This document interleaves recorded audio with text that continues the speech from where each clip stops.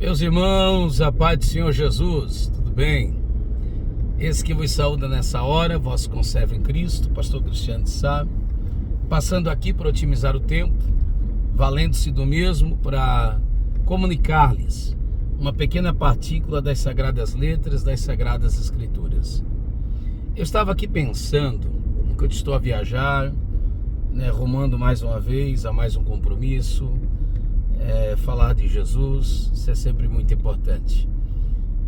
Foi para isso que Deus nos comissiona e a gente fez disso, a razão de nossa existência. A gente não sabe fazer outra coisa. Essa é a grande verdade. Mas assim, eu estava pensando aqui no personagem das Escrituras, que ele é extremamente importante, famigerado, com possível exceção de Adão, e com certa, não provável, certa exceção de Jesus, é um homem mais sábio que essa terra já conheceu. Pense nisso. Estou falando do rei Salomone, do rei Salomão. Quando a gente fala de fé, dentre muitos outros exemplos, um dos que mais vem à mente é Abraão, correto? Quando a gente fala de um lutador, a gente pensa em quem? Jacó. Quando a gente fala em um sonhador, José. Obediência, sinônimo da mesma, falando do Antigo Testamento, Isaac. Paciência, Jó, tantos outros personagens. E quando nós falamos de sabedoria, qual o primeiro nome que te vem à memória? Salomão, correto? O autor do livro de 1 Reis, no capítulo de número 3, num afã de nos dar essa informação sobre a sabedoria de Salomão e comprová-la como de fato Deus a entregou, ele vai registrar uma história por demais interessante. Olha quantas coisas são dignas de nota. A primeira delas que eu vos chamaria a atenção é o seguinte: quem é o autor do livro de 1 Reis? Não sabemos ao certo. Cogita-se muitos nomes, mas assim, cravar, não temos evidências nem interna nem externa. Então nós poderíamos dizer que é um anônimo. Então você tem um anônimo falando de famosos, falando de Davi, falando de Salomão, falando de reis. Olha o quanto a Bíblia é maravilhosa. Deus usa pessoas menos importantes para projetar, promover pessoas mais importantes. Outra questão, como Deus é glorioso, é que os reis têm memória. Quando você lê livro de reis, quando você lê livro de crônicas, é a Bíblia lembrando-nos, os reis têm memória. Então vale a pena fazer para o rei dos reis, porque este tem memória. Agora, de tantos exemplos que o Espírito do Senhor, o Espírito Santo, poderia segredar, confidenciar, trazer a lume, memória, memorando ao autor deste livro, aprove ao bom Deus, na sua ampla graça, manifestar sua bondade e deixar registrado a história de duas mulheres essa que a Bíblia as nomina desse modo, de prostitutas. Então, mulheres, que têm sua índole, sua moral, enfim, mulheres que são rotuluzadas, com rótulos que nós arrotulamos e ninguém tem ou as tem como exemplo de moralidade ou coisa do tipo. Então, são mulheres de caráter, de índole comprometida. Aí Deus tem tantos exemplos que poderia usar, exemplos práticos para chamar-nos a atenção da sabedoria de Salomão, e ele as faz validando-se do exemplo de duas mulheres que a Bíblia as chama de prostituta.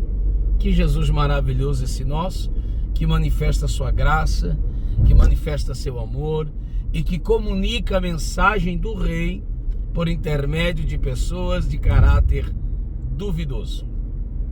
Jesus é maravilhoso. quem de nós faríamos uso de pessoas como estas para servir de exemplo daquilo que somos? Deus, o Senhor, valeu-se disso. Olha o quanto isso é maravilhoso. A Bíblia conta a história dessas duas mulheres, lá em 1 Reis, capítulo 3, trazendo-nos várias minúcias que dão aberturas para as nuances, para as aplicações, e você pode fazê-las. Mas eu quero endereçar-me direto a um ponto que eu julgo digno de nota. A Bíblia diz que elas moravam juntas em uma casa, não diz que a casa é delas, talvez fossem pensionistas, não sei, né? Talvez estivessem ali morando, sei lá, de favor ou de aluguel, ou talvez casa própria, mas ao que nas entrelinhas não é isso que o texto diz, porque elas não dizem o relato da nossa casa, elas dizem que morávamos juntos e somente nós. Diz-nos a Bíblia que essas duas mulheres agora estão gestantes, e a partir do momento que elas estão gestantes, estão grávidas, elas dão à luz e tornam-se mães. Como esse nome mãe, ele é tão sagrado, eu penso que ao falar dessas mulheres, eu quero momentaneamente deixar de lado, né, os rótulos negativos e começar a tratá-las como mães. E na qualidade de mães, diz-nos a Bíblia que uma destas pega seu filho durante a noite e coloca tão próximo de si que ao dormir ela sufoca a criança, ela mata a criança, que a Bíblia chama de seu filho. E dentre as outras coisas que a gente pode aplicar, né, o rei Salomão valeu-se de uma espada, e diante da espada a mentira, a hipocrisia, a falácia, as histórias e não histórias, elas são dissipadas, são dirimidas. Ok, tudo isso você pode aplicar, tem muita coisa boa que pode ser dito sobre esse texto, mas eu queria ter-me apenas aqui, e esse é o motivo pelo qual estou gravando esse vídeo, que para variar está delongando-se mais do que eu pretendia.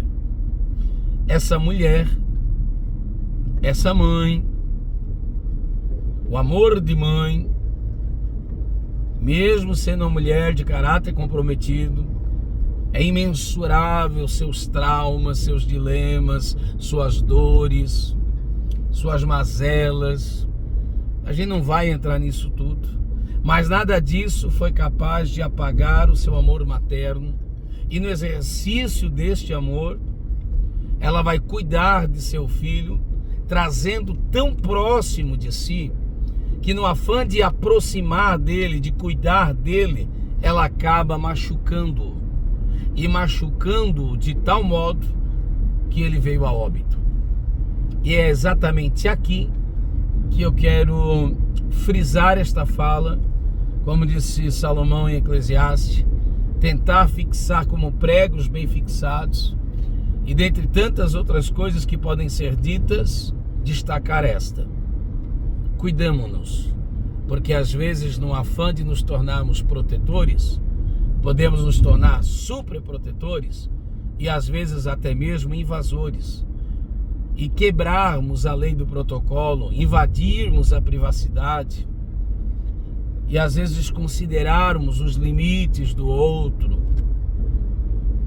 E eu, na qualidade de pai de uma única filha, eu posso cair nesse erro, na boa tentativa de amá-la, de cuidá-la. Eu posso acabar tentando privá-la das agruras da vida e dos embates, das intempéries que a mesma terá de enfrentar. Devo querer aqui abraçar, super protetor, querer proteger, querer blindá-la, colocá-la numa redoma de vidro, mas isso não é possível. Talvez num afã de manifestação de cuidado, carinho e amor, eu posso prejudicá-la a tal ponto de machucá-la. Então fica aqui a dica: aproxime, ame. Lembra da circuncisão, o pacto da intimidade? Então, até tem outros vídeos que eu falo sobre isso, circuncidar sim, castrar não. Às vezes, no afã de circuncidar, eu posso castrar o menino, quer dizer, impedir que ele gere. E daí, ao invés de eu abençoar, eu estou impedindo que ele desenvolva. Isso é terrível. Você vai ver em Lucas capítulo 5, verso 1, que Jesus foi apertado, espremido pela multidão que queria ouvi-lo. Alguma coisa de errado querer ouvir Jesus? O problema é que o sufocaram. E o sufocaram de tal modo que não permitiram que Jesus tivesse liberdade de pregar e de cumprir o ofício, o exercício e aquilo que ele mesmo estava interessado em fazer. Então, olha o quanto isso é terrível. Então, querido pastor, quem sabe você tenha no seu rol de obreiros um filho espiritual que você quer bem, que você ama, você respeita, você só quer cuidar, você só quer blindar. Mas talvez assim você amarra o tanto, segura o tanto, não libera e acaba machucando quem você não deve machucar. E acaba ferindo quem você queria curar. Acaba entristecendo quem você quis alegrar. Então fica a deixa. Pense nisso. Deus te abençoe, tá? Em Cristo Jesus.